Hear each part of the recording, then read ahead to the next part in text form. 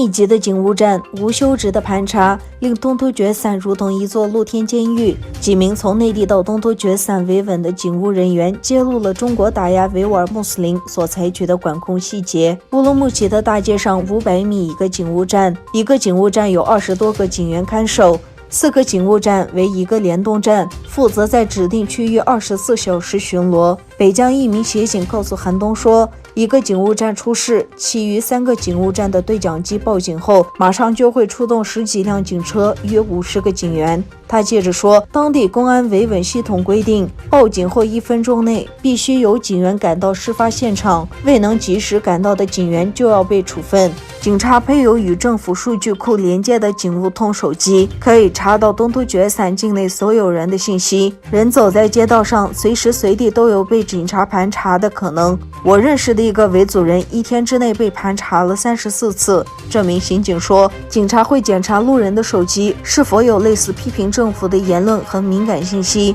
如果有维族人被查到，就会被关进转化营。这名刑警说，维吾尔族人看见我们就害怕，看见警车在这里停着，他就远远地绕过去。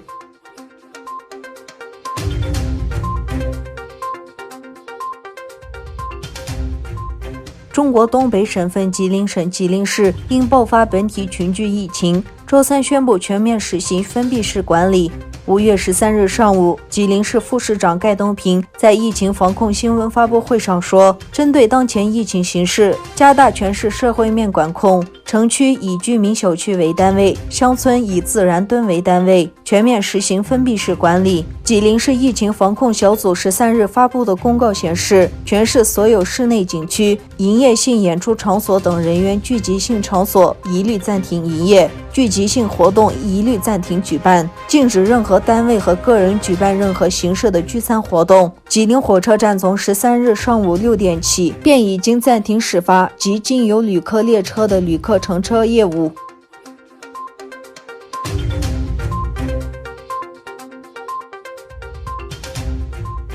根据新闻周刊独家披露的美国中央情报局报告，中国1月间试图阻止世界卫生组织对武汉肺炎疫情提出示警，却在同时安顿医疗物资。中情局报告指出，中国威胁世界卫生组织，如果世卫宣布全球卫生紧急状态，就不会继续针对武汉肺炎病毒与世界卫生组织合作调查。中情局报告曝光之前，德国《明镜周刊》上周刊登的德国情报单位评估报告就已指控中国国家主席习近平1月21日亲自对世界卫生组织秘书长谭德塞施加压力。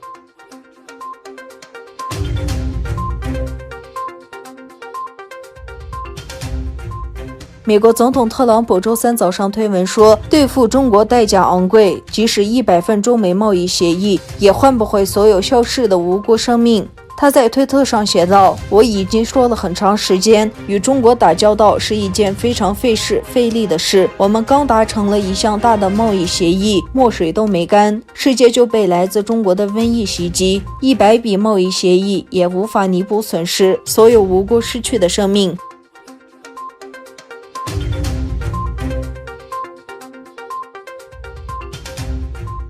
世界卫生组织5月13日表示，武汉肺炎病毒可能和艾滋病毒一样变成流行病。世卫警告，不要试图预测武汉病毒将持续流传多久，并呼吁付出更大的努力抗疫。世界卫生组织应急专家瑞恩在线上简报会上说，重要的是把这一点摊在桌面上，这种病毒可能会成为人类社群的另一种流行病毒，这种病毒可能永远不会消失。